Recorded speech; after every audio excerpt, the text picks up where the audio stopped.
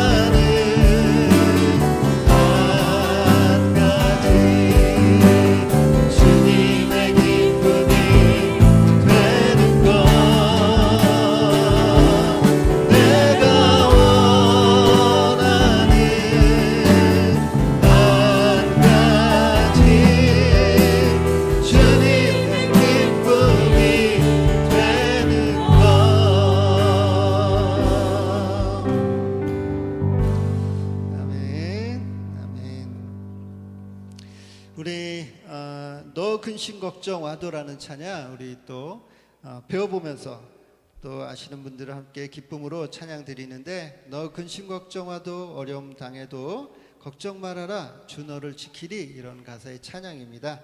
우리 같이 배우면서 또 같이 찬양 드리겠습니다.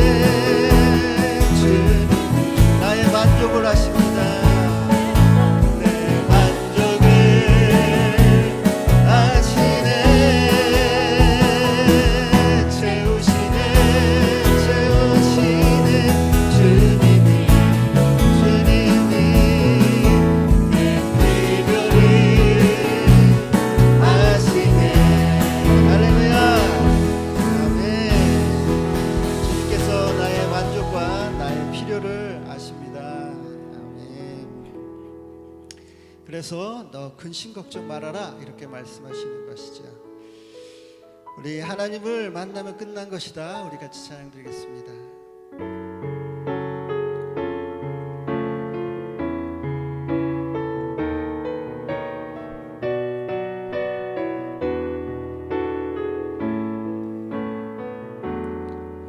모든 것이 끝났다고 말하니 사람들의 말을 듣지 말아라. 하나님은 아직도 너에게서 시선을 떼지 않았다. 세상에서 답을 찾지 말아라. 사람들을 의지하지 말아라. 너의 모든 문제는 하나님만이 해결할 수가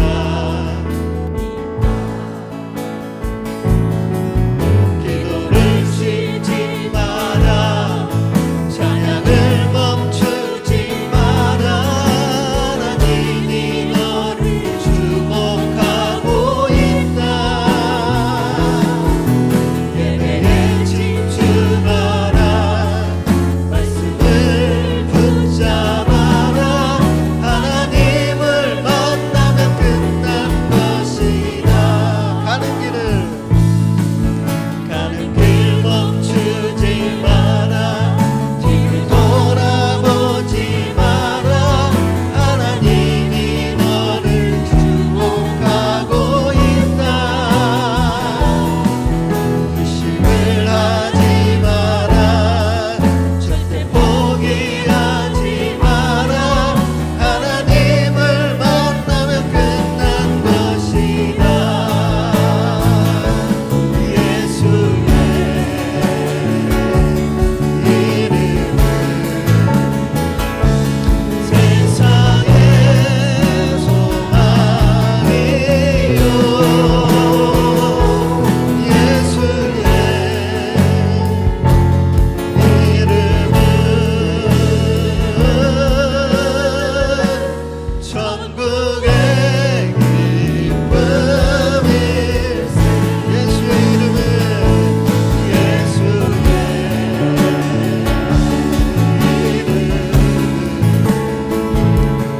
세상의 소망이요. 예수의 이름은 천국의 기쁨일세. 기도를 쉬지 마라. 찬양을 멈추지 마라. 하나님이 너를 주목하고 있다. 예배에 집중하라. 말씀을 붙잡아라. 하나님을 만나면 끝난 것이야. 가는 길 멈추지 마라. 뒤를 돌아보지 마라. 하나님이 너를 주목하고 있다. 의심을 하지 마라. 절대 포기하지 마라. 하나님을 믿으면 끝난 것이다. 하나님을 믿으면 끝난 것이. 하나님을 만나면 끝난 것이다. 할렐루야. 아멘. 우리 하나님께 영광의 박수 올려드리겠습니다. 아멘. 우리 같이 일어서서 다니엘의 기도로 나아가도록 하겠습니다.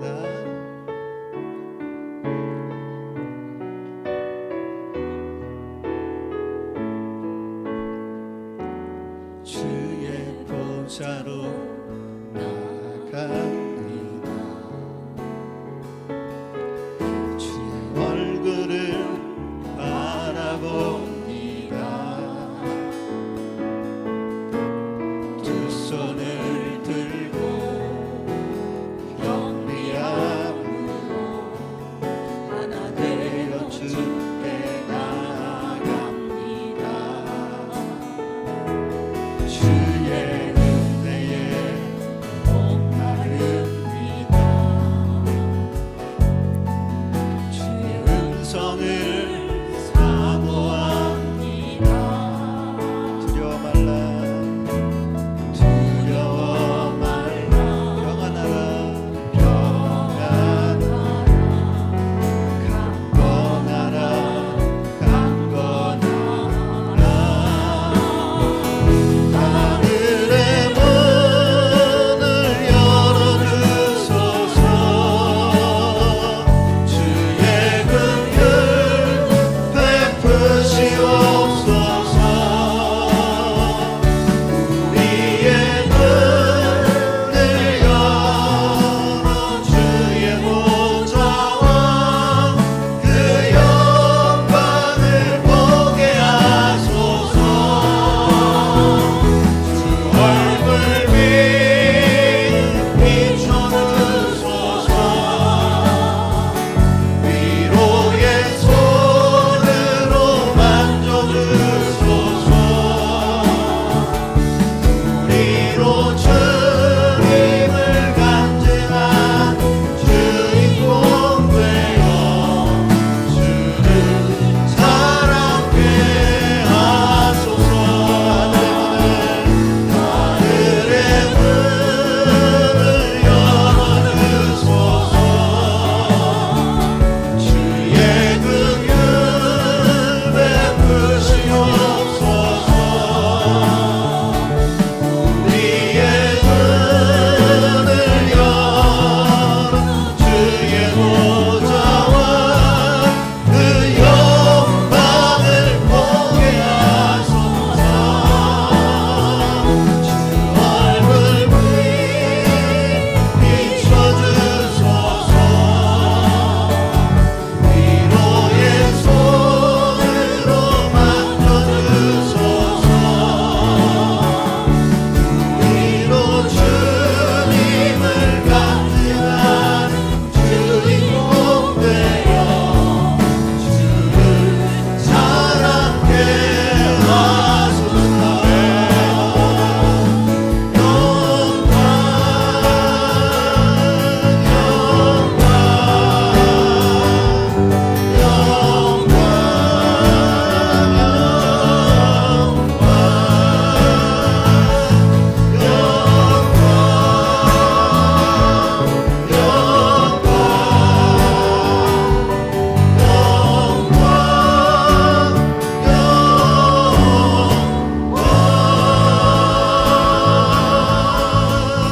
아멘.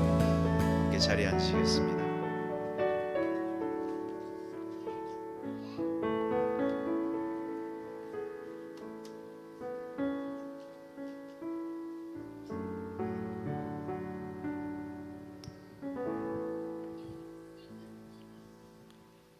상한 때도 꺾지 아니하시고 꺼져가는 심지도 끄지 아니하시는 사랑과 은혜가 충만하신 여호와 하나님, 크신 사랑과 은혜에 감사를 드립니다. 이 시간 마음과 정성과 뜻을 다하여 드리는 우리의 예배를 기뻐 허뱅하여 주옵소서. 2023년을 시작한 지가 그저께 같은데 벌써 한 해의 반을 보내고 7월을 맞이하게 되었습니다. 지나온 한 해를 돌아보면 기쁜 일도 있었고 슬픈 일도 있었으며 또한 아쉬운 시간들도 있었음을 고백합니다. 교체를 통해 감사의 제목들을 나누고 그렇게 살려고 마음은 먹었지만 생각대로 행하지 못하였고 잊어버리기까지 하였음을 고백합니다. 찬양을 통해 은혜를 받았지만 그때의 감정뿐이었지 삶의 현장에서 적용하지 못했음을 고백합니다. 하루를 못하게 마침이 내 수고와 노력인 양 당연하게 여겨서 하루를 마무리하는 감사 기도를 잊어버리고 살았음을 고백합니다.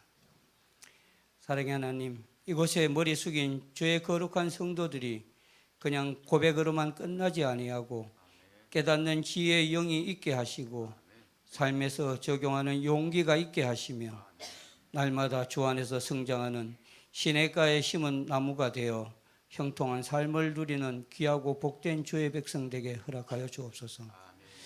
또한 간절히 원하옵기는 우리 호산나 가족들 모두가 예수 포도나무에 붙어있는 성도 가지가 되어 날마다 그리스도 안에서 풍성한 열매 맺는 귀한 청지기의 사명을 다하는 축복이 있게 허락하여 주옵소서.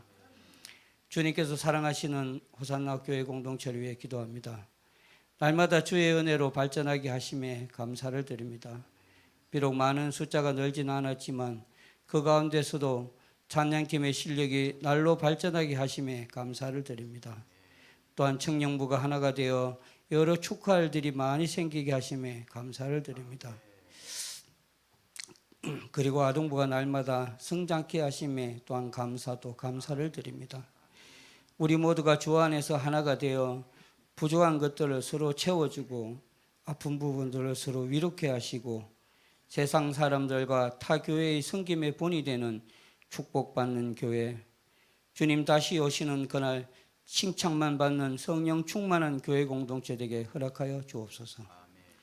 세우신 주의 종일 목사님께 영권과 물권을 허락하시어 말씀에 성령의 능력이 있게 하시고 교회 공동체를 이끌어 나갈 때 물질 때문에 어려움이 없게 허락하여 주옵소서.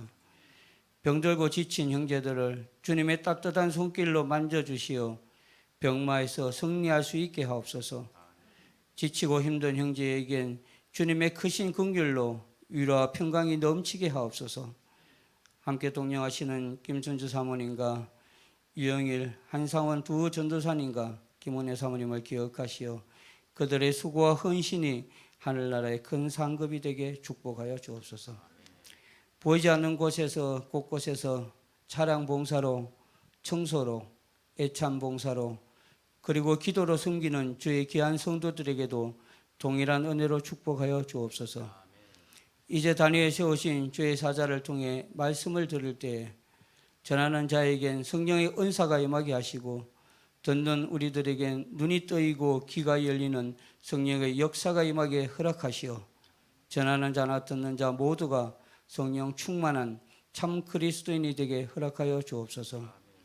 여러 사정으로 함께하지 못한 지체들에게도 동일한 은혜가 임하길 간절히 간구하며 세상이 주는 평안과 기쁨이 아닌 어떤 것과도 비교할 수 없는 참 평안과 기쁨을 주시는 우리 삶의 주인 되시는 예수님의 이름으로 감사하며 기도합나이다. 아멘.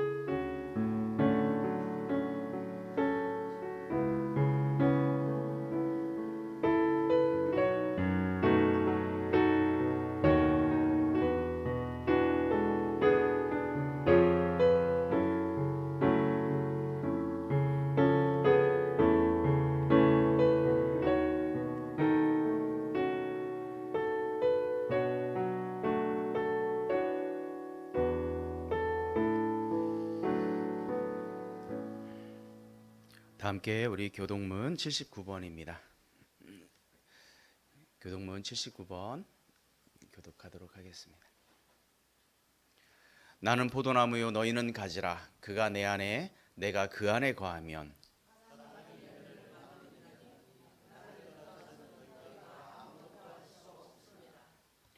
사람이 내 안에 거하지 아니하면 가지처럼 밖에 버려져 마르나니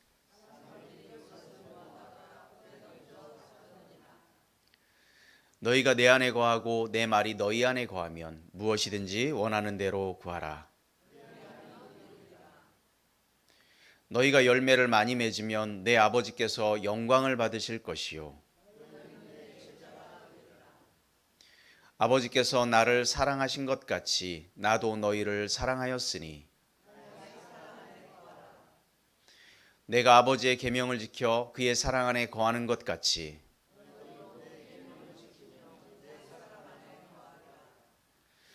내가 이것을 너희에게 이름은 내 기쁨이 너희 안에 있어 너희 기쁨을 충만하게 하려 함이라. 아멘. 다 함께 우리 찬송가 406장입니다.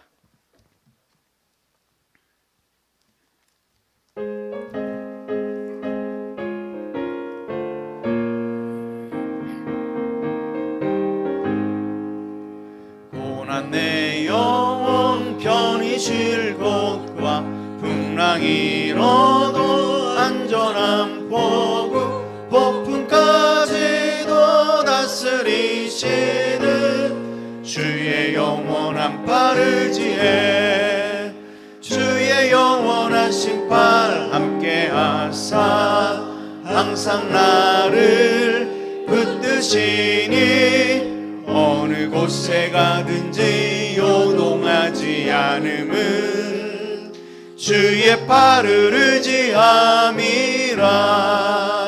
세상 친구들 나를 버려도 예수 늘 함께 동행함으로 주의 은혜가 충만하리니 주의 영원한 팔을 의지해 주의 영원한 신발 함께 하사 항상 나를 붙드시니 어느 곳에 가든지 요동하지 않음은 주의 팔을 의지함이라. 나의 믿음이 연약해져도 미리의 위한 힘을 주시며 위태할 때도 안보하시는 주의 영원한 팔을 지혜 주의 영원한 신발 함께 하사 항상 나를 붙드시니 어느 곳에 가든지 요동하지 않음은 주의 팔을 의지함이라.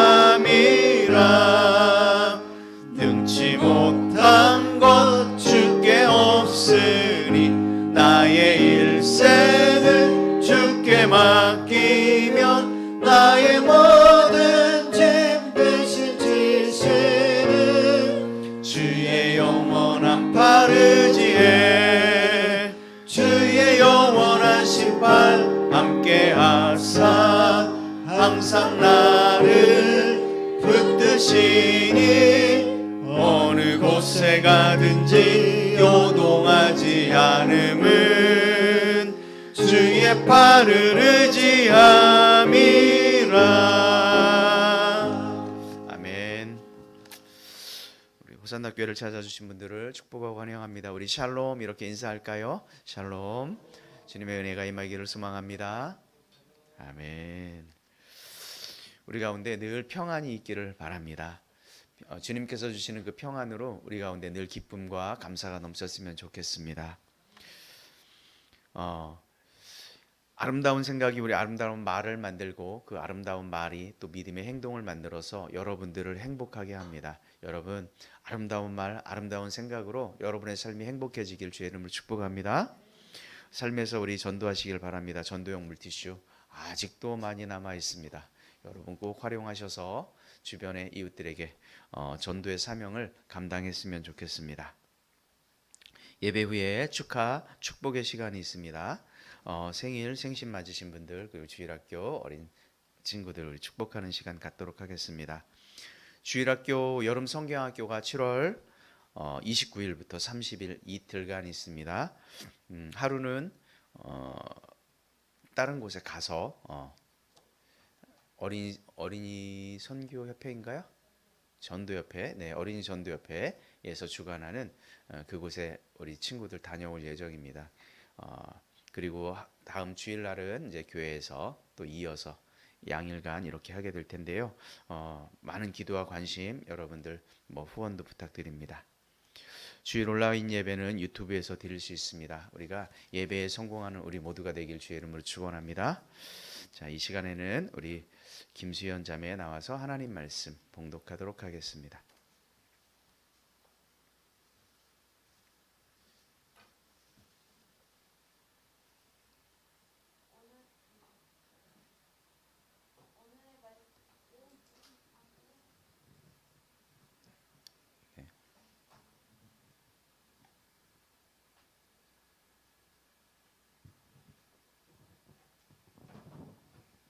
오늘의 말씀은 고린전도 후서 4장 16절 18절 말씀입니다.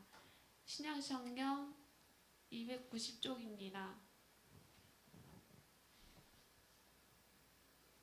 그러므로 우리가 낙심하지 아니하노니 우리의 겉사람은 낡아지나 우리의 속사람은 날로 새로워지도다. 우리가 잠시 받는 환난을 경한 것이 지극히 크고 영원한 영광에 중한 것을 우리에게 이루게 함이니 우리가 주목하는 것은 보이는 것이 아니요 보이지 않는 것이니 보이는 것은 잠깐이요 보이지 않는 것은 영원함이라. 아멘. 감사합니다. 이 시간에 우리 준비하신 예물 주님 앞에 드리면서 하나님께 찬양하는 시간 갖도록 하겠습니다. 우리 중등부 우리 찬혁이 중등부 선생님 우리 김순주 사모 와서 오카리나로 찬양할 때에 여러분 은혜 받으시길 바랍니다.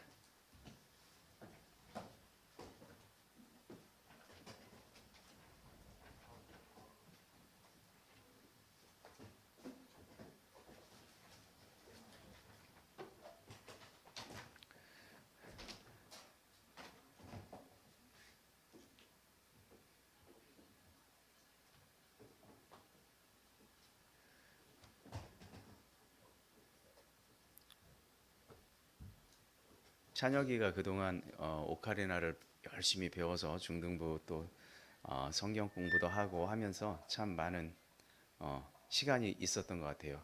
아까 리허설 하는 걸 잠깐 봤는데 언제 이렇게 배웠는지 너무 기특합니다.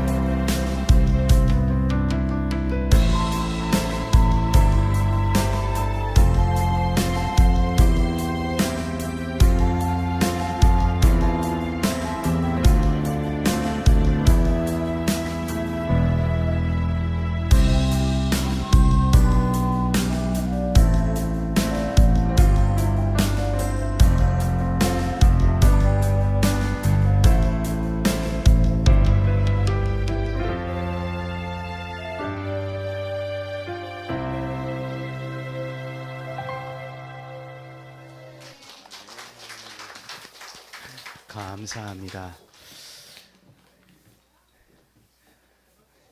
언제 이렇게 커서 오카리나까지 하고 있는지 참 기특하기 짝이 없어요.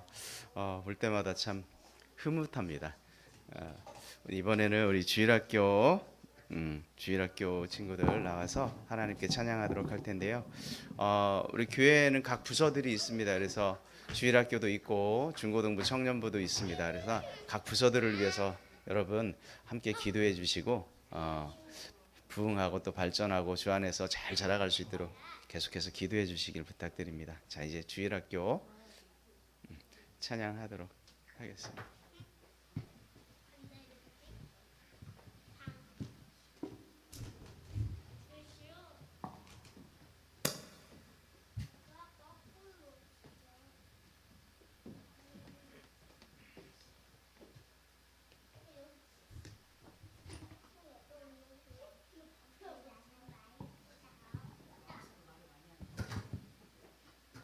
얘들아 우리 차렷 인사. 예수 시간에 그럴 때 예수 사랑하시면 다 같이 크게 부를 거예요. 근데 악보 없이 친구들 잘 부를 수 있잖아, 그렇지? 자 우리 악기 선생님들과 같이 함께 예배 부를 건데 우리 다 같이 손 한번 잡아볼까? 자 은수야, 은수 손 잡아. 자.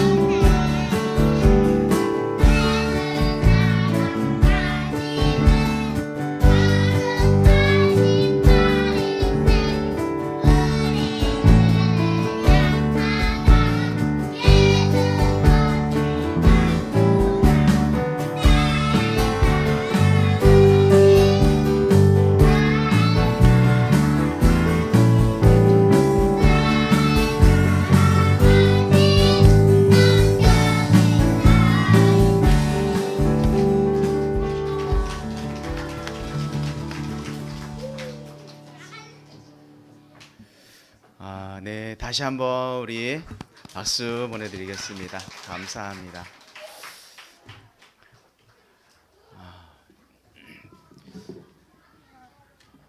아이들이 이렇게 나와서 뭐 중고등부 주일학교 아이들이 찬양하고 하나님께 영광 돌리는 모습이 참으로 얼마나 우리가 보기에도 흐뭇한데 하나님 보시기에 얼마나 아름다운 일일까요? 참으로 귀하고 감사한 일이라 생각이 됩니다. 감사합니다.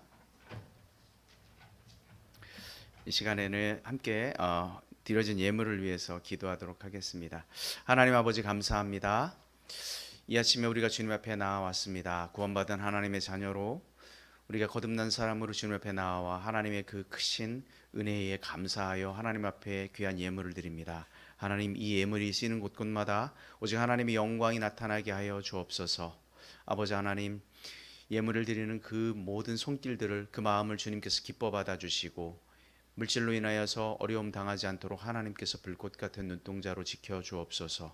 아버지 하나님, 이 땅을 살아가는 동안 필요한 물질을 주님께서 공급하여 주시며 그 물질로 인하여서 귀하고 선한 일에 쓰임 받을 수 있도록 하나님께서 늘 도와주옵소서. 감사를 드리며 예수님의 이름으로 기도 올리옵나이다. 아멘. 오늘 말씀은 속사람은 날로 새로워집니다. 속사람은 날로 새로워집니다. 우리 한번 그렇게 저를 따라서 한번 해보겠습니다. 속사람은 날로 새로워집니다. 네, 자, 아멘. 아멘. 그렇습니다. 사람은 참 다양한 유형으로 분류가 됩니다. 국가적으로도 대륙별로 이렇게 나눠지죠. 유럽인들도 있고 아시아에 사는 분들 아세안, 또 아프리카, 남미 뭐 이렇게 굉장히 다양한 대륙별로 사람들이 나눠지기도 하고 또 인종적으로도 황인종, 뭐 흑인종 혹은 백인종 이렇게 나누기도 합니다. 직업군별로도 나누고 또 어떤 경제적인 것들 뭐 소득에 따라서도 나누기도 하고 성격별로도 나누기도 합니다. 그래서 젊은이들 가운데 꽤 유행했던 MBTI라고 하는 그 검사도 상당히 유행했던 기억이 납니다. 이렇게 사람들은 다양한 형태로 이렇게 유형별로 나누는 것들을 꽤 즐겨하는 것 같습니다. 그 이야기는 우리가 살고 있는 이 지구상에는 정말 다양한 사람들이 모여 살고 있다라고 말씀드릴 수 있을 것 같습니다. 그런데 성경은 어떻게 이야기하냐면 아주 심플하게 이야기합니다. 사람은 두 종류가 있다. 딱 두 종류. 하나는 겉사람, 하나는 속사람. 우리가 외우기도 쉬워요. MBTI 16가지나 됩니다. 다 알지도 못합니다. 우리가 다 알지 못해도 돼요. 오늘 알아야 되는 건 이 두 가지만 딱 아시면 됩니다. 겉사람, 속사람. 자, 아시겠죠? 쉽죠, 이거는. 자, 그러면 겉사람이라고 하는 건 뭘까요? 어머니의 태에서 태어나서 이 세상에 평생을 살아가는 육체의 사람, 육체를 가지고 있는 사람. 그래서 흙으로 와서 흙으로 돌아가는 그런 자연의 사람. 이 사람이 바로 누구냐면 겉사람. 성경은 그렇게 이야기하죠. 추우면 추위를 느끼고 더우면 더위를 느끼고 배가 고프면 뭔가를 먹어야 하는, 목이 마르면 갈증을 호소하는 사람. 이것이 겉사람의 모습입니다. 겉사람은 팔과 다리를 다칠 수도 있습니다. 때로는 실명할 수도 있고 때로는 청각에 이상이 생길 수도 있습니다. 그래서 듣지 못할 수도 있는 연약한 사람이 바로 겉사람입니다. 신체 중에 어느 한 부분이라도 다치게 되면, 크게 병이 들면 심지어 우리의 목숨까지 잃을 수 있는 사람, 이 사람이 겉사람이죠. 겉사람은 순수한 어린아이 시절부터 정말 무언가를 치장하지 않아도, 칠하지 않아도 아름답고 젊은 씩씩한 소년, 소녀의 시절을 거쳐 청년의 때를 맞이하게 되죠. 시간이 흘러 이마에 주름이 생기고 피부의 탄력은 점점 사라져가고 흰머리는 검은 머리보다 더 많아지기 시작합니다. 이처럼 겉사람은 시간의 영향을 받아 살아가게 마련입니다. 겉사람에게 피할 수 없는 것이 있습니다. 그것은 바로 죽음입니다. 영국의 엘리자베스 그 여왕이 작년 96세의 일기로 세상을 떠났습니다. 인간의 수명은 아무리 세상에 높은 지위를 가지고 있다 하더라도 지위의 높음과 낮음에 있지 않습니다.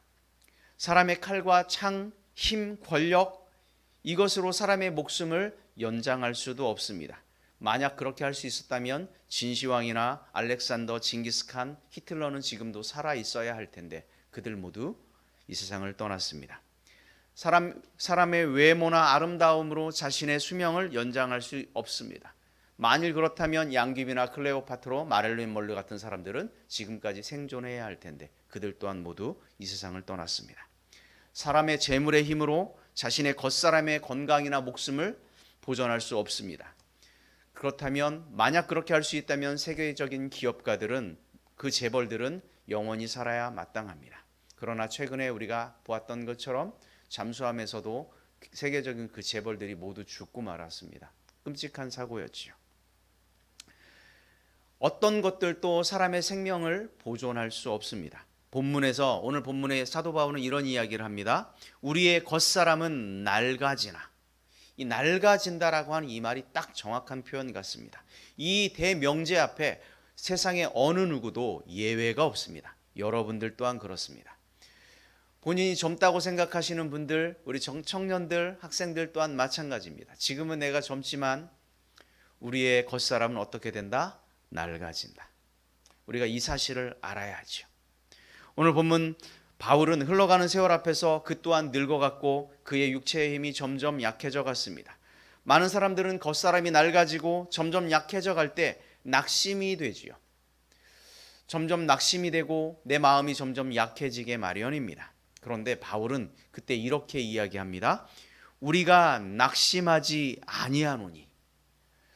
우리가 낙심하지 아니하노니. 어떻게 바울은 낙심하지 않을 수 있었을까요? 그의 겉사람이 점점 낡아지고 점점 힘이 없어지고 그의 목소리 또한 힘이 사라져 가고 있는데 그는 낙심하지 않는다. 그렇게 이야기합니다. 어떻게 그것이 가능했을까? 오히려 겉사람이 낡아지지만 그는 이렇게 이야기합니다. 나는 더 새롭게 살아갑니다. 더 새롭게 살아갑니다. 도대체 이 말이 뭘까요? 바울이 새롭게 살아갈 수 있도록 하게 한 그것은 무엇일까? 바울은 그를 소망으로 이끌면서 점점 더 새로운 삶을 살아간다라고 그는 성경에서 고백합니다. 겉사람과 대조되는 또 한 사람이 있는데 성경은 그것을 속사람이라고 이야기합니다. 사람의 겉사람과 속사람이 있고, 겉사람은 시간이 흘러감에 따라 점점 쇠퇴해가고 점점 낡아지지만, 사람은 점점 더, 속사람은 점점 더 새로워질 수 있다라고 하는 이 사실을 바울이 깨달았습니다. 그래서 겉사람은 낡아지지만 속사람은 새롭게 되므로 나는 더 새로워진다, 소망을 잃지 않는다, 그래서 그 기쁨으로 살아간다라고 오늘 본문을 통해 바울은 나는 낙심하지 아니하노니 이렇게 이야기합니다. 속사람이란 무엇일까요? 그러면 속사람은 예수 그리스도를 믿음으로 구원받은 영적인 존재, 그 영적인 사람들, 그 사람들이 속사람들입니다. 속사람에 대해서 고린도후서 5장 17절에 이렇게 이야기하는데 우리 함께 같이 보겠습니다. 자, 다 같이 읽어보겠습니다. 그런즉 누구든지 그리스도 안에 있으면 새로운 피조물이라. 이전 것은 지나갔으니 보라 새 것이 되었도다. 자, 속사람에 대해서 세 가지로 표현하고 있습니다. 첫 번째는 뭘까요? 그리스도 안에 있으면. 여러분들 그리스도 안에 있습니까? 그리스도 밖에 있습니까? 안에 있습니까? 그렇다면 여러분들은 누구입니까? 속사람. 여러분은 새로운 피조물입니까? 잘 모르겠습니까? 그리스도 안에 있으면 새로운 피조물입니다. 여러분은 새로운 피조물입니까? 그렇다면 여러분들은 속사람이죠. 이전 것이 지나가고 옛사람을 벗어버리고 새 것이 되었도다. 새 것, 이 새 것이 바로 뭡니까? 속사람. 한마디로 속사람은 주님의 은혜로 구원받은 사람이 속사람입니다. 우리 옆 사람 한번 보십시오. 옆 사람 잘 보시면 겉사람만 보이나요? 속사람이 보이나요? 둘 다 보이나요? 둘 다 보여야 정상입니다. 둘 다 보여야 정상이에요. 단지 육체를 가진 겉사람으로만 살아가는 사람이 있고요, 주님의 은혜로 속사람으로 거듭난 삶을 살아가는 사람이 있습니다. 육체를 입고 살아가는 겉사람은 시간이 흘러가면 어떻게 됩니까? 점점 쇠하고 늙고 병들어갈 수밖에 없습니다. 이것은 자연의 이치이죠. 그러나 하나님의 은혜 안에 거듭난 속사람은 새로워질 수 있다. 무엇으로? 하나님의 말씀으로 새로워지는 줄 믿습니다. 점점 성장해 갈 수 있습니다. 하나님의 말씀으로 점점 성장해 갈 수 있습니다. 또 점점 성숙해 갈 수 있습니다. 이것을 우리는 신학적 용어로는 성화라고 말합니다. 매일매일 새로운 삶을 살아가는 것, 그것을 이야기하는 것이죠. 점점 더 거룩해져 가고 점점 더 예수님을 닮아가 새로워지는 것, 사도 바울이 이야기한 것이 바로 이것입니다. 에베소서 4장 15절에 사도 바울은 이렇게 이야기합니다. 오직 사랑 안에서 참된 것을 하여 범사에 그에게까지 자라갈지라. 그에게까지 자라간다. 그 이야기는 무엇입니까? 누구에게까지 우리의 속사람이 자라간다. 그 이야기를 하는 거예요. 예수 그리스도까지. 그렇습니다. 속사람으로 살아간다는 것은 범사의 예수 그리스도에게까지 계속해서 자라가는 것을 의미합니다. 사랑하는 호산나 형제자매 여러분, 우리는 시간이 흘러감에 따라 우리의 겉사람은 분명 늙어갈 것이고, 흰머리는 점점 늘어갈 것이고, 피부는 탄력은 점점 잃어갈 것입니다. 결코 젊은 청년의 시절로 돌아갈 수 없습니다. 그러나 바울의 고백처럼 낙심하지 말기를 주의 이름으로 축원합니다. 절망하지 않기를 소망합니다. 오히려 소망을 품고 살아가길 주의 이름으로 축복합니다. 왜 그래요? 성경은 우리 속사람은 더욱 새로워질 수 있다라고 그렇게 말씀하고 있기 때문입니다.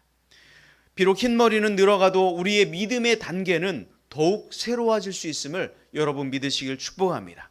우리의 피부는 점점 탄력을 잃어갈 것이지만 믿음의 탄력은 더욱 곤고해질 것을, 더욱 단단해질 것을 여러분들 믿음으로 바라보길 주의 이름으로 축원합니다. 우리가 하나님의 말씀에 순종해 살아간다면 우리는 새로운 삶을 살아갈 것입니다. 영과 진리로 드리는 진정한 예배를 우리가 드리기만 한다면 우리의 속사람은 더욱 새로워질 것입니다. 간절한 기도로 주님께 나아갈 수 있다면 여러분의 속사람은 더 새로워질 것입니다. 고난 중에도 인내하며 하나님의 때를 기다릴 수 있는 그 믿음이 있다면 우리는 더 새로워질 것입니다. 서로를 용납하고 이해할 수 있는, 관용할 수 있는 그런 사랑의 마음이 우리 가운데 있다면 여러분의 속사람은 또 한층 더 새로워질 것입니다. 우리의 속사람은 더 새로워진다라고 하는 이 사실을 우리가 기억하고 소망과 기쁨으로 살아가길 주의 이름으로 축원합니다. 우리가 기독교의 위대한 힘은 무엇일까요? 예수님을 믿는 순간 우리의 겉사람은 점점 낡아지지만 우리의 속사람은 점점 새로워진다라고 하는 것에 이 기독교의 놀라운 힘이 있습니다. 이것이 믿음이고 신앙입니다. 예수님을 내 마음의 구주로 모시고 내 마음의 영생을 품고 살아가기 때문에 우리는 날마다 새로워지는 인생, 그 인생으로 살아가게 되는 줄 믿습니다.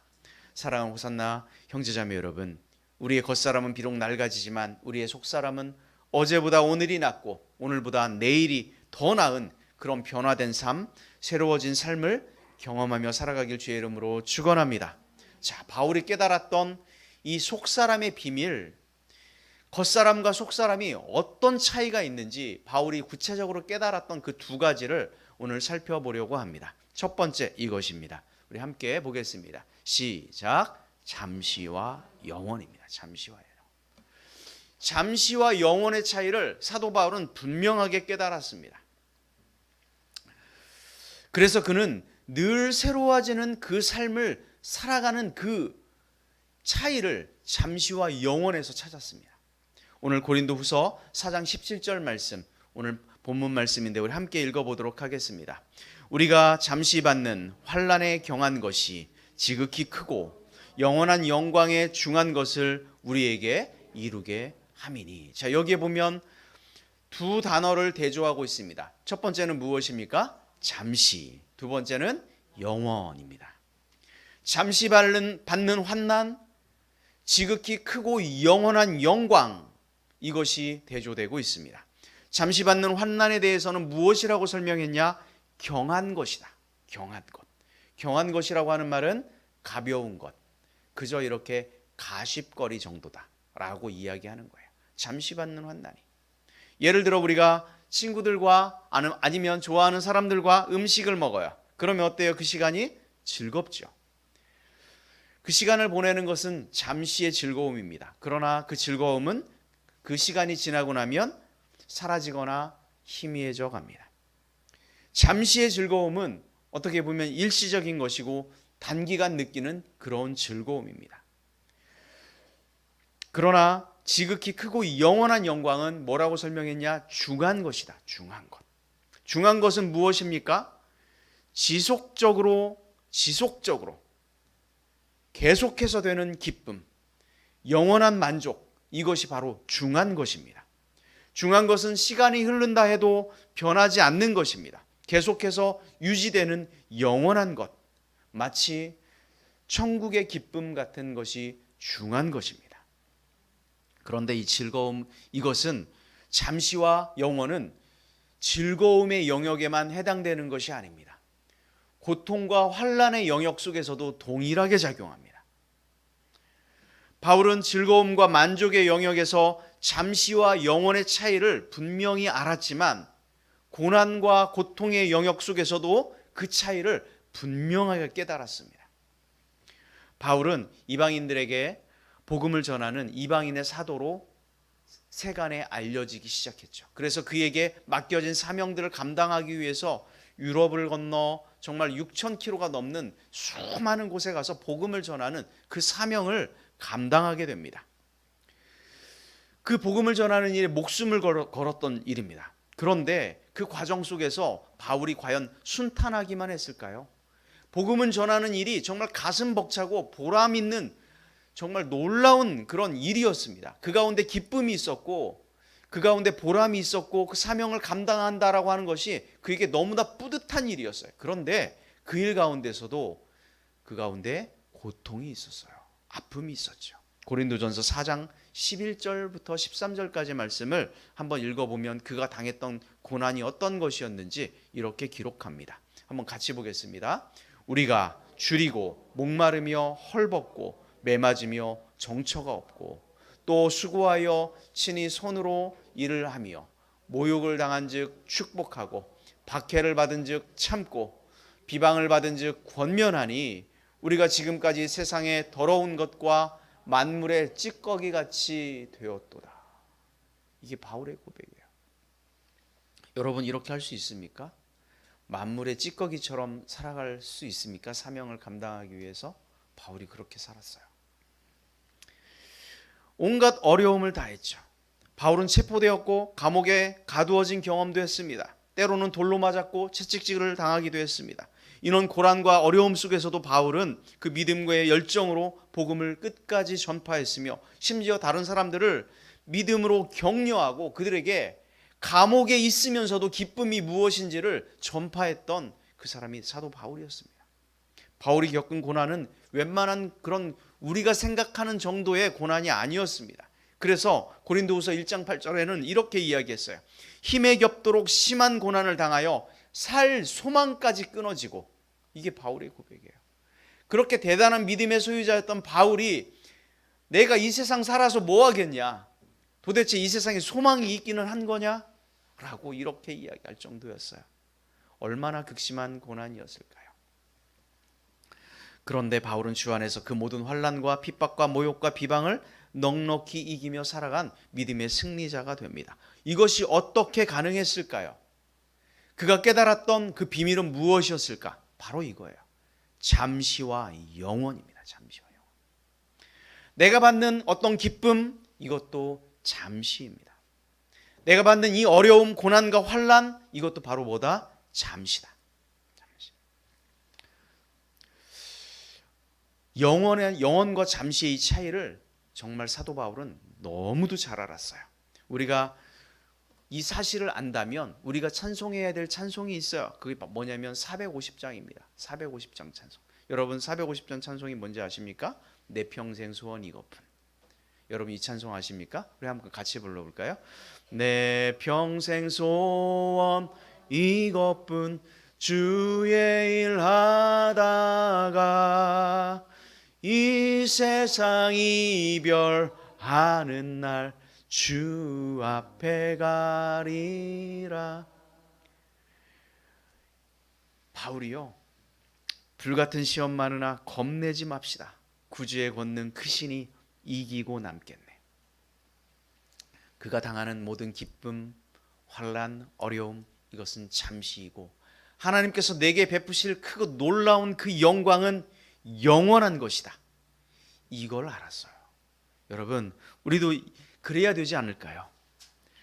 잠시 받는 환난으로 인하여 지극히 크고 영원한 영광의 소중한 것을 빼앗기지 않는 삶을 살았던 이 바울, 우리 또한 그렇게 살아가길 주의 이름으로 축원합니다. 로마서 8장 17절에 보니까요 이렇게 기록했어요. 자녀이면 또한 상속자, 곧 하나님의 상속자요, 그리스도와 함께 한 상속자니 우리가 그와 함께 영광을 받기 위하여 고난도 함께 받아야 할 것이라. 고난과 영광을 비교해 보니까요 비교가 안 되는 거야. 내가 받는 이 고난은 영광에 비교하니까 잠시예요. 찰나예요.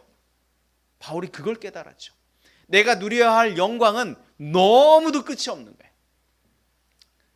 우리가 하나님의 자녀이기 때문에 우리 또한 그 영광을 누리게 될 줄로 믿습니다. 여러분 또한 하나님의 상속자임을 믿으시길 축복합니다. 예수 그리스도와 함께 영원히 누리게 될 그런 상속자라고 하는 이 사실을 우리가 기억하면 잠시 내게 있는 환난과 어려움 능히 인내할 수 있을 줄로 믿습니다. 이길 수 있습니다. 바울이 깨달았던 인생의 비밀이 바로 이것이죠. 잠시보다 영원히 훨씬 더 소중하다라고 하는 이 사실을 바울이 깨달았습니다. 그래서 그런 모진 고난과 핍박, 모욕, 비난 가운데서도 그는 결코 그의 믿음이 꺾이지 않습니다. 베드로 사도도 동일했어요. 이 인생의 비밀을 베드로 사도도 깨달았어요. 그래서 그는 이렇게 고백했습니다. 그러므로 너희가 이제 여러 가지 시험으로 말미암아 잠깐 근심하게 되지 않을 수 없으나 오히려 크게 기뻐하는도다. 고난을 당하는데 오히려 크게 기뻐할 수 있다. 베드로의 고백입니다. 우리도 살아가면서 이런 고백할 수 있었으면 좋겠습니다. 잠깐만 바라보면, 잠시만 바라보면 꺾이는 거예요. 낙담하고 좌절하게 됩니다. 잠시가 전부인 줄 아니까요. 그러나 잠시가 아니라 영원을 바라보는 그런 믿음이 우리 가운데 있기를 주의 이름으로 축원합니다. 그러면 인내할 수 있고 이길 수 있는 거예요. 우리 모두 영원을 선택하여 비록 고통과 어려움 속에서도 영원한 천국을 바라보며 정말 꺾이지 않는 그 믿음의 삶을 살아내기를 주의 이름으로 축원합니다.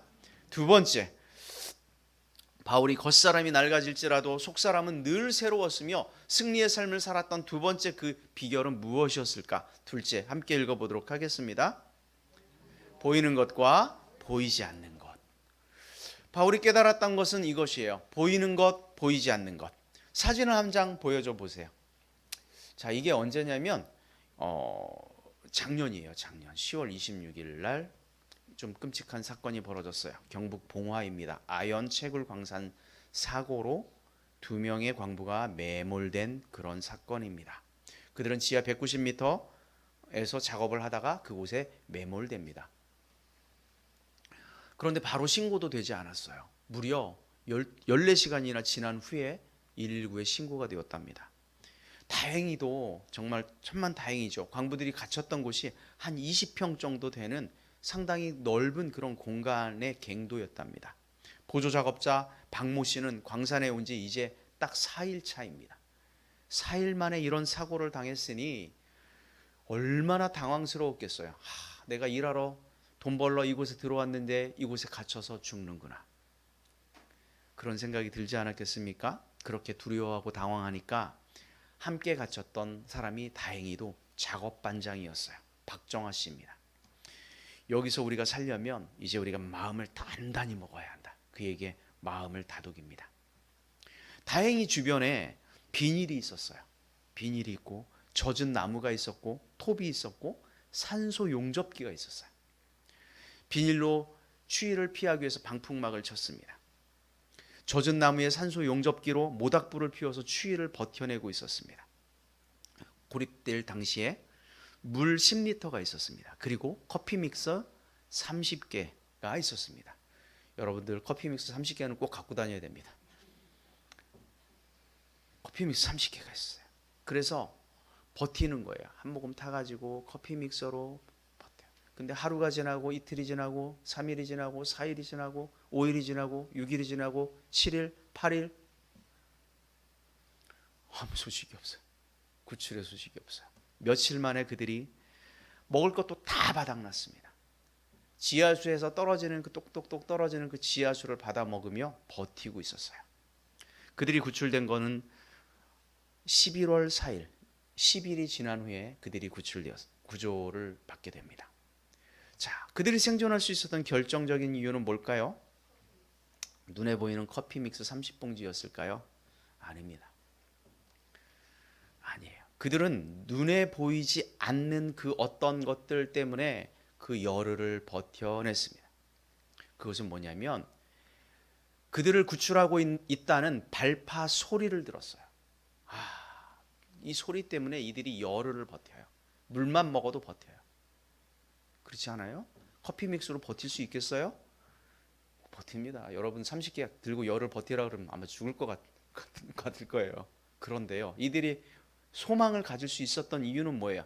이게 다 떨어져도 커피 믹스 30개 다 먹어도 우린 살 수 있어. 그 소리, 보이지 않는 그 소리를 듣고 그들은 열흘을 버텼죠. 세상에는요, 보이는 것도 있지만 보이지 않는 것이 더 소중할 때가 많아요. 보이는 것이 전부라고 생각하는 사람들이 있습니다. 이런 사람들은 흔히 유물론자라고 이야기하죠. 보이지 않는 것은 믿지 않으려 합니다. 보이지 않는 것이 또 전부라고 생각하는 사람들도 있습니다. 이 사람들은 광적인 신비주의자들입니다. 내가 어제 꿈을 꾸었는데 성경보다 그 꿈이 더 중요해. 광적인 신비주의자들. 보이지 않는 신비적인 체험을 마치 진리인 양 떠들어대죠. 보이는 것과 보이지 않는 것을 인정하되 보이는 것을 더 소중하게 생각하는 사람이 있습니다. 이런 사람들은 과학적인 실용주의자들입니다. 과학적 관점에서 현상을 설명하려고 하죠. 그것에서 벗어나면 보이지 않는 것을 무시합니다. 그러나 세상에 일어나는 일들은 눈에 보이는 과학적 관점에서만 설명할 수 없는 일들이 너무도 많습니다. 그러면 건전한 신앙인은 어떤 태도를 가져야 할까요? 보이는 것과 보이지 않는 것을 인정하되 보이지 않는 것을 더 중요하게 생각하는 믿음의 태도. 이것이 우리가 가져야 할 태도입니다. 보이는 것은 현재의 삶에 유익을 줍니다. 그래서 꼭 필요합니다. 그래서 그것을 인정해야 합니다. 그래서 우리는 열심히 일해야 하고 돈도 벌어야 합니다. 땀을 흘려야 하고 운동도 해야 합니다. 그러나 보이지 않는 것은 우리 삶에 영원한 유익을 주기 때문에 이 두 가지를 비교하라 하면 무엇을 더 소중하게 생각해야 할까요? 우리의 영원한 유익을 주는 그 보이지 않는 그 무엇에 우리는 관심을 가져야 하는 거예요. 이것이 바람직한 믿음의 태도입니다. 그래서 바울은요, 오늘 본문에서 이렇게 고백했습니다. 고린도후서 4장 18절 말씀 우리 함께 보겠습니다. 우리가 주목하는 것은 보이는 것이 아니요 보이지 않는 것이니 보이는 것은 잠깐이요 보이지 않는 것은 영원함이라. 아멘. 바울이 주목했던 것은 무엇에 더 주목했습니까? 보이는 것이 아니라 보이지 않는 것에 주목했다. 왜 그래요? 보이는 것은 잠깐이지만 보이지 않는 것은 영원하기 때문입니다.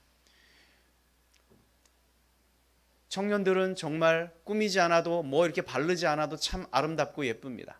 보이는 것이죠. 그러나 그 청년의 시절 또한 잠깐입니다. 두 천사가 여행을 가게 됩니다. 부잣집에서 하룻밤을 보내게 되었는데요. 부자는 천사들에게 많은 방들 중에서 가장 차가운 그 지하실의 비좁은 방을 내어주게 됩니다. 부자에게는 정말 많은 방들이 있었는데 두 천사가 잠자리에 들 무렵 나이든 천사가 벽에 구멍이 난 것을 발견하고 그 구멍을 메꿔 주었습니다. 참 착하죠. 그래서 이 젊은 천사가 나이든 천사에게 묻습니다. 아니, 우리에게 이렇게 나쁘게 대우하는 사람에게 왜 이런 선의를 베풉니까? 그러자 나이든 천사가 이렇게 대답합니다. 눈에 보이는 게 다가 아니라네. 다음 날 이 두 천사는 가난한 농부의 집에 머물게 됩니다. 가난한 농부인 집주인 부부는 자신들이 먹기에도 부족한 음식들을 이 두 손님에게 나누어 주었을 뿐만 아니라 자신들의 침대까지 다 내어주었습니다.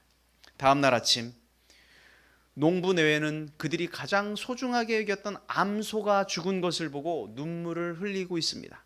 죽은 암소는 그들이 우유를 짜서 생계를 유지하는 유일한 소득원이었는데 말입니다. 이것을 보고 젊은 천사가 너무도 화가 났습니다. 그래서 나이든 이 천사에게, 선배 천사에게 또 따지듯이 묻습니다. 부잣집은 모든 것을 가졌음에도 불친절하게 했는데 그들을 도와주었고 왜 궁핍한 살림에도 자신들의 모든 것을 기꺼이 나누어준 가난한 농부에게는 귀중한 암소까지 죽게 내버려 두었느냐고. 그러자 이 선배 천사님께서 이렇게 이야기합니다. 부잣집의 차가운 지하실에서 잘 때 난 그 지하실 벽에 그 구멍 속에 뚫려 있는 금덩이가 있는 것을 보았어. 그래서 그 금을 다시는 찾지 못하도록 그 구멍을 메꿨어 라고 이야기를 했고, 어젯밤 우리가 가난한 농부의 집에서 잘 때 죽음의 천사가 그의 아내를 데리러 가려고 왔었다네. 그래서 내가 농부의 부인 대신 암소를 데려가게 했어. 눈에 보이는 게 다가 아니라네. 이런 얘기를 하죠. 그렇습니다.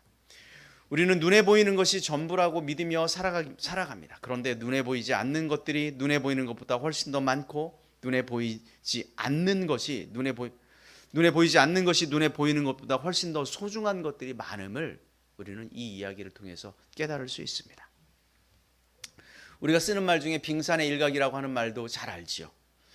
바다에 떠 있는 그 빙산은 우리가 볼 수 있는 것은 몇 분의 몇 밖에 없습니까? 10%밖에 보지 못합니다. 나머지 90%는 우리가 보지 못해요. 90%가 바다 아래에 감춰져 있습니다. 바다 위에 떠 있는 우리의 눈에 보이는 것만 가지고 우리가 빙산을 이해한다면 참 큰 오해와 착오를 만들어냅니다. 타이타닉호가 침몰했어요. 이유는 무엇이었습니까? 빙산에 부딪혔죠. 눈에 보이는 것 작아 보이지만 사실은 굉장히 큰 것이었죠. 우리가 살아가면서 겪는 대부분의 일들, 눈에 보이는 것보다 보이지 않는 부분이 훨씬 많습니다. 인간관계, 누군가를 이해하고 누군가를 사랑하는 것, 우리가 믿음을 키워가는 것, 인생에서 너무도 중요한 가치인데 이렇게 중요한 것들은 우리 눈에 보이지 않습니다. 우리 눈에 보이는 것이 전부라고 생각하며 산다면 우리는 계속해서 실수하는 인생을 살아갈 수밖에 없죠. 그러기에 눈에 보이지 않는 것을 우리는 바라보는 믿음의 눈을 우리 모두 가지길 주의 이름으로 축원합니다. 그래야 우리가 실수하지 않고 우리의 실수를 줄이고 바른 판단을 하며 살아갈 수 있습니다. 열왕기하 6장에 보면 엘리사라고 하는 선지자가 있죠. 그의 종이 있었어요. 사환 게하시입니다. 아람 군대가 이스라엘을 쳐들어오게 됩니다. 엘리사는 당시 도단이라고 하는 성에 머물고 있었는데 아람 군대가 밤중에 몰래 쳐들어와서 이 도단성을 포위해 버렸습니다. 아침에 엘리사의 그 사환이 밖에 나갔다 아람 군대가 자기의 성을 포위하고 있는 이 모습을 보고 깜짝 놀랐습니다. 이는 다 죽었다. 큰일 났다. 이제 곧 아람 군대에게 붙잡혀 죽음을 당하거나 포로로 끌려갈 것을 그는 직감을 합니다. 그 두려움에 사로잡히죠. 그런데 엘리사는 마치 아무 일도 없다는 듯이 산책을 하면서 두려워하지 말아라. 우리와 함께한 자가 그들과 함께한 자보다 많으니라. 역시 고수는 다릅니다. 고수예요. 엘리사는 사환이 그게 무슨 말인지 알 수 없었습니다. 도단성에는 그렇게 많은 군사들이 있지도 않았습니다. 그 성을 둘러싸고 있는 아람 군대가 우리 군대가 더 많다니 엘리사의 그 사환은 도대체 이해가 되지 않았죠. 엘리사는 이렇게 기도했습니다. 여호와여 원하건대 그의 눈을 열어 보게 하옵소서. 그랬더니 그 사환의 눈이 열립니다. 게하시는 엘리사를 둘러싸고 있는 하늘의 군대 불말과 불병거를 보게 됩니다. 게하시의 눈이 떴죠. 엘리사를 둘러싸고 있는 불말과 불병거를 본 이후에 게하시의 마음속에 있는 두려움이 완전히 사라져 버리죠. 여러분, 보이지 않는 것을 보게 된 사람들에게 일어나는 놀라운 변화가 있는 거예요. 도단성을 둘러싸고 있는 아람 군대에게 변화가 일어난 것이 아니에요. 그들은 여전히 도단성을 둘러싸고 있습니다. 그런데 누구에게 변화가 일어났습니까? 보이지 않는 것을 보았던 그 사람에게 변화가 일어나는 거예요. 믿음의 변화가 일어나요. 두려움이 변화요. 두려움이 담대함으로 변하는 거예요. 불평 불만이 아니라 감사가 넘쳐나는 거예요. 뭘 발견한 사람이? 보이지 않는 그 어떤 것을 발견한 사람이. 보이지 않는 것에 주목하고 보니까 상황이 전혀 절망적이지 않아요. 똑같은 상황인데 이제 두려움이 없어요. 이게 바로 뭐야? 믿음입니다. 세상에 많은 사람들이 보이는 것에만 주목합니다. 눈에 보이는 물질적인 것, 눈에 보이는 것 과시하고 눈에 보이는 어떤 화려함, 눈에 보이는 명예, 이것들에 열광합니다. 그것으로만 산다면 분명 장담하건대 실패합니다. 특별히 하나님의 자녀, 속사람은 더욱 그렇습니다. 오직 보이지 않는 하나님의 말씀, 하나님의 섭리, 하나님의 언약, 그 영원한 것으로 눈에 보이지 않지만 그것으로 우리가 살아가길 주의 이름으로 축원합니다. 사도 바울이 두려움 없이 그 모진 고통 가운데서도 승리할 수 있었던 비결, 그것이 무엇입니까? 겉사람의 욕망에 끌려가는 것이 아니라 속사람의 요구에 따라 눈에 보이는 것이 아니라 눈에 보이지 않는 그것을 쫓아갔기 때문에 사도 바울은 승리하는 삶을 살아갔다는 이 사실을 우리가 기억하기를 축복합니다. 사랑하는 교회 여러분, 보이는 것을 인정하되 그것이 전부가 아님을 깨닫는 지혜가 우리 모두에게 있기를 축원합니다. 보이는 것은 잠깐이다. 보이지 않는 것은 영원하다. 이 극명한 차이를 우리 모두 믿음으로 바라보기를 축원합니다. 힘도 권력도 명예도 인기도 외모의 아름다움도 젊음도 모든 보이는 것들은 때가 되면 풀이 마르고 꽃은 시드는 것처럼 그렇게 됩니다. 다 지나갑니다. 영원한 것은 하나님의 말씀입니다. 하나님의 나라, 영원한 천국, 이것은 영원한 것입니다. 사랑하는 교회 여러분, 하나님의 자녀로 살아가면서 우리가 눈에 보이는 고난과 환난을 경험할 것입니다. 그러나 보이지 않는 장래의 영원한 영광을 바라봄으로 두려움을 이겨내길 주의 이름으로 축원합니다. 사도 바울이 로마서 8장 18절에 그래서 이렇게 고백했습니다. 생각하건대 현재의 고난은 장차 우리에게 나타날 영광과 비교할 수 없도다. 믿는 사람은 현재 내 눈앞에 보이는 감당하기 어려운 고난들을 장차 우리에게 나타날 영원히 크고 지극히 큰 영광과 비교하여 이겨내고 감당하고 극복할 줄 아는 사람입니다. 우리 모두 보이지 않는 영원한 것에 소망을 두어 현재의 어려움과 두려움을 몰아내고 승리의 삶을 살아가기를 주님의 이름으로 축원드립니다. 말씀을 맺겠습니다. 사도 바울은 고난과 고통 중에서도 승리의 비결을 깨달았죠. 무엇이 그를 승리하게 했을까? 그는 겉사람에 머물러 있지 않았습니다. 속사람이 늘 새로워진다 하라고 하는 이 사실을 깨달았어요. 여러분 겉사람에 머물러 있지 않기를 주의 이름으로 축원합니다. 여러분 또한 속사람이 매일매일 새로워지기를 주의 이름으로 축원합니다. 잠깐의 것이 아니라 영원의 것을 바라보는 그 믿음의 눈을 우리 모두 소유하기를 축원합니다. 눈에 보이는 것이 아니라 눈에 보이지 않는 그 소중한 것, 그것 발견하셔서 우리 모두 승리의 삶을 살아가길 주의 이름으로 축원합니다. 우리의 믿음의 눈으로 잠깐의 것보다 영원의 것 바라보고, 그래서 우리에게 겉사람은 점점 낡아질 것입니다. 누구도 부인할 수 없을 것입니다. 아마 몇 년이 지나면 우리는 이 세상에서 보지 못할 수도 있습니다. 왜요? 우리의 겉사람은 낡아질 것이고 후퇴할 것이기 때문에 그렇습니다. 그러나 우리의 속사람은 늘 새로워지기를 주의 이름으로 축원합니다. 이 시간 함께 찬양하도록 하겠습니다. 자리에 일어나셔서 함께 찬송합니다. 찬송가 492장입니다.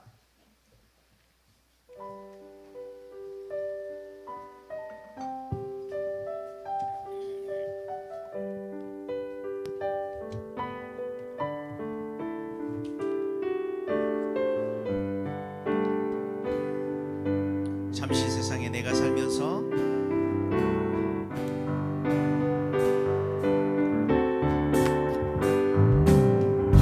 잠시 세상에 내가 살면서 항상 찬송 부르다가 날이 저물어 오라 하시면 영광 중에 나가리.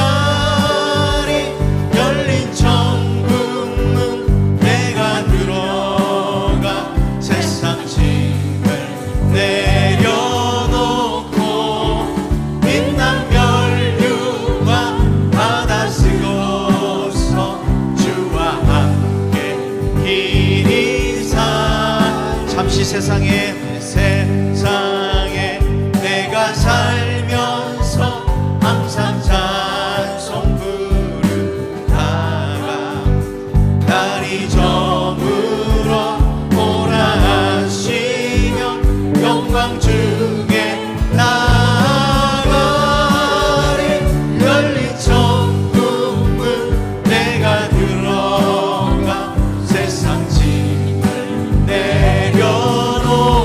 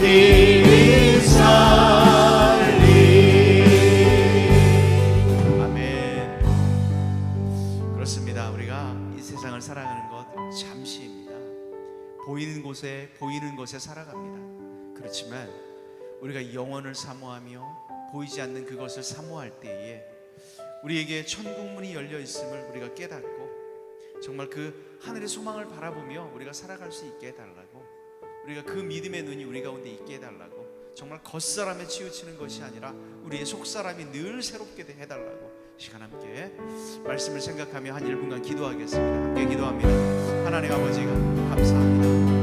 아버지 하나님, 이 땅 가운데 우리가 잠시 살아가지만 우리가 아버지 하나님 잠시에 너무 눈을 돌리고 축복하며 살아가고 있지 않습니까? 아버지 하나님, 우리가 영혼을 바라보는 믿음의 눈이 우리 가운데 있게 하여 주옵소서. 아버지 하나님이여, 주님께서 날이 저물 때 우리를 오라 하실 때 우리가 영광 중에 나아갈 수 있는 그 소망을, 그 영광이 영원한 것을 바라보는 우리의 삶이, 그 믿음이 우리 가운데 되어지도록 하나님 함께하여 주옵소서. 아버지 하나님이여, 이 땅 살아갈 때 때로 아픔과 어려움과 혼란이 있습니다. 아버지 하나님, 그렇게 모든 것들이 잠시 영원히 하여 주시옵소서. 그 놀라운 그 영광의 소망을 바라보는 우리의 삶이 되시도록 하나님 아버지, 우리 가운데 믿음의 눈을 허락하여 주옵소서. 아버지 하나님, 그것이 아니라 보이지 않는 그것에 우리가 소망을 두며 기쁨으로 나아가는 우리의 삶이 되시도록 하나님 아버지, 그런 축복을 사도 바울이 아버지 겉사람이 빼는 것이 아니라 아버지 속사람이 늘 새로워져서 아버지 우리 겉사람이 낡아질지라도 실망하지 않으며 좌절하지 않으며 소망 가운데 살아가는 것을 우리가 바라보게 됩니다. 하나님 우리도 하시옵소서. 살아가시옵소서. 하나님 우리에게 주님의 믿음을 더하여 주옵소서. 하나님 가운데 하나님 있게 하여 주옵소서. 열린 천국 내가 들어 세상